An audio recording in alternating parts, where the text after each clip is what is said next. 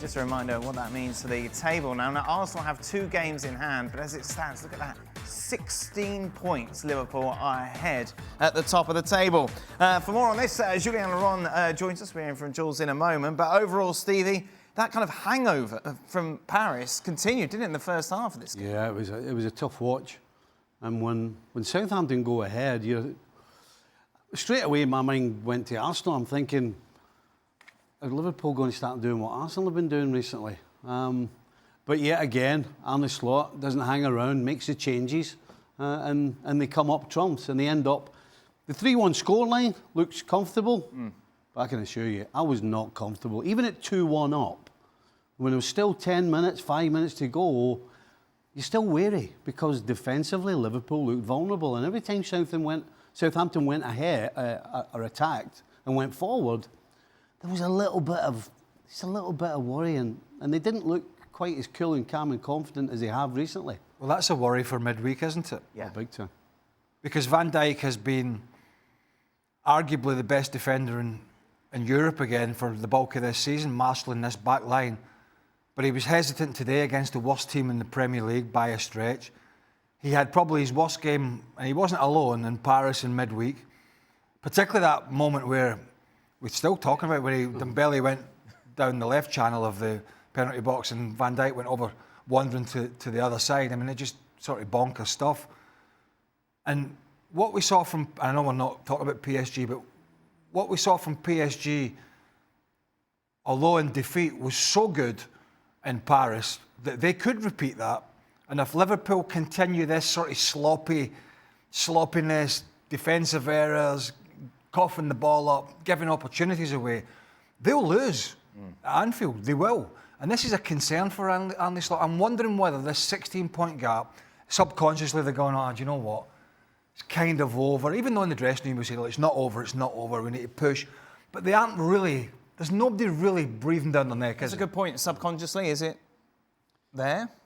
I mean, just take your foot off the gas by 5% because you haven't, you beat Southampton. If you lose to Southampton, say, for example, Arsenal are not jumping over you tomorrow winning at Man United. So they haven't got that pressure. I honestly don't think so. But what I will say is, it's very difficult to come up with a reason as to why they're performing the way they are. I mean, that kind of is the only logical conclusion, particularly in a game like this. And particularly the Plymouth game, even though it wasn't the first team, is their complacency. But I just find that very difficult to think that they're complacent. Actually, Shaka said something last night that I hadn't thought about. And he was talking about how, we were talking about the Champions League, and he was talking about all the other teams that were favourites, along with Liverpool. And he was spot on. He said that, of all the teams that are favourites, Liverpool are the only one that are kind of trending the wrong way. Recently they have not been at their best. We've been sitting here talking about the difference in this Liverpool side is because of the control they have. Well, they didn't have a lot of control of it today. And they didn't have any control whatsoever against PSG in Paris.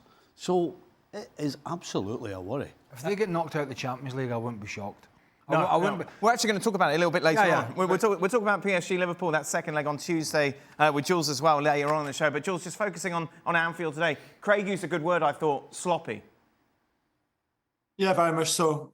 Maybe surprisingly, even in that first half, we expected changes from Slot. We said it on yesterday's show with Stevie. I probably expected even more changes simply because I thought even the Liverpool B team should roll over this Southampton side, and it's actually the other way around because Slot had to bring 3 players on at half-time to re-establish the kind of dominance of his team. And even that, he took a penalty to go 2-1 up. And then, Sugawara gave 1 penalty today for Liverpool against Southampton. He gave them 1 in the reverse fixture back in Southampton when Liverpool, again, were put under pressure by this poor Southampton side and they won 3-2.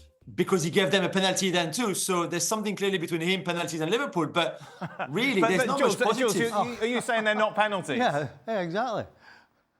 No. I said he gave away 2 penalties for Liverpool in the 2 games that he played against them with Southampton. They're all penalties. That's not what I said. I didn't say that. I just said the guy in 2 games against Liverpool gave away 2 penalties.